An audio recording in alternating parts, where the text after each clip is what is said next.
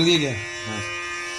देखिए, जब आप जैसे आईफोन को अगर मैनेज कर रहे हैं या आईपैड को मैनेज कर रहे हैं तो इसमें जो ये ऑप्शन होता है ना, मास्टर का तानपुरा 1 तानपुरा 2, तो मास्टर तो फुल रखना है, तानपुरा 1 क्या रखना है, 80 पॉइंट तक रखना है, तानपुरा 2 जो है 50% से कम होना चाहिए, सुर पेटी हमारी फुल होना चाहिए और तबले की आवाज़ जो है 70-80% पे होना चाहिए।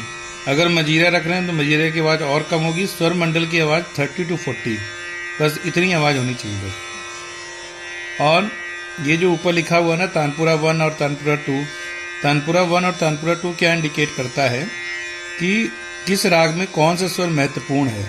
जैसे हर रागों में पा का यूज होता है, तो तानपुरा 1 और तानपुरा 2 को आप पा में ही मिला लीजिए।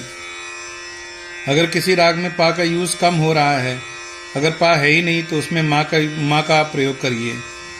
और अगर पा और माँ दोनों नहीं है तो फिर केवल नी का प्रयोग करते हैं। तो केवल एक ही राग ऐसा है जिसमें पा और माँ का यूज नहीं होता है, उस राग का नाम है राग मारवा।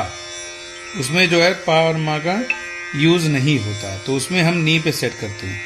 बाकी ये चीजें हैं। और इसमें भी जब हम तबले की स्टाइल होती है तो हमें प्रो डिफॉल्ट या बेसिक पे हम लोग को प्रैक्टिस करना है, और फिर ये वेरिएशन 1 वेरिएशन 2 इसका कोई प्रयोग नहीं है।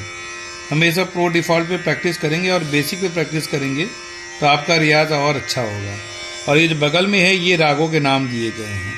ये बेसिकली क्या होता है कि जो स्वर मंडल हम लोग सेट करते हैं ना, स्वर मंडल पे ये जो राग दिया गया है इसका हमारा जो है वादन जो है स्वर मंडल का है। स्वर मंडल का यूज़ कब करते हैं, जब कभी गैप होता है तो उस गैप को फिलअप करने के लिए स्वर मंडल का यूज़ करते हैं।